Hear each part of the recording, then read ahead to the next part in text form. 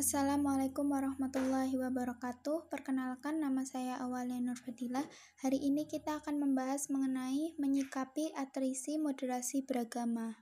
Presiden Joko Widodo mengingatkan bahwa kemajuan teknologi memunculkan tantangan serius, yaitu masuknya ideologi transnasional radikal berbasis agama ke Indonesia. Laju penyebaran ideologi ekstrem ini bergerak tanpa batas dan menjadi tantangan dalam menyikapi dan menjaga nilai-nilai Pancasila yang menjunjung kebinekaan. Radikalisme agama ini tentu menjadi isu yang perlu serius diperhatikan mengingat mayoritas masyarakat Indonesia yang religius. Radikalisme ini bukan hanya menjadi tantangan Pancasila, tapi juga berpotensi besar jika tidak disikapi dan ditangani menjangkiti umat Muslim Indonesia yang umumnya moderat. Proses atrisi paham moderat pun sebenarnya sudah mulai mengemuka. Kita tentu tidak lupa beberapa serangan bom bunuh diri yang terjadi di Indonesia, termasuk yang terakhir di depan Gereja Katolik Katedral Makassar, Maret lalu. Kejadian ini tentu menjadi perhatian publik Indonesia yang selama ini sedang berjuang mempertahankan keberagaman, serta toleransi dan moderasi beragama. Para ahli sebenarnya telah sepakat bahwa Islam di Asia Tenggara atau ASEAN, termasuk di Indonesia, adalah umumnya Islam moderat, toleran, dan damai. Islam berbasis perdagangan, bukan pedang.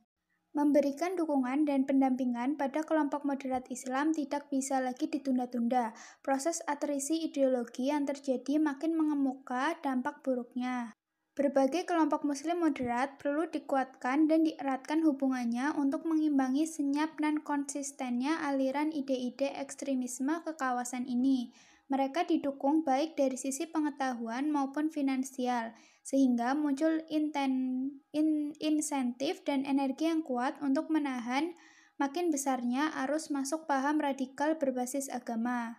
Selain itu, kebijakan ini harus dapat menggaungkan ide-ide Pancasila dan Islam moderat lebih keras, termasuk lewat di materi ajar kegiatan sekolah, luar sekolah, dan masyarakat pada umumnya.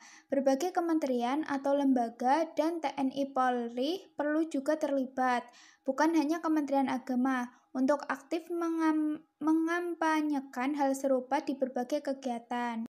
Di level regional, perlu diinisiasi kerjasama multilateral di ASEAN. Singapura dan Indonesia misalnya, bisa memulai dengan membuat semacam Dewan Islam Damai antar negara, melibatkan MUIS dan Nahdlatul Ulama dan Muhammadiyah. Kerjasama ini diperlukan dengan tujuan mengimbangi eskalasi dan ekspansi paham radikal dan ekstremisme Islam yang telah lama melewati batas-batas negara dan sampai ke ASEAN.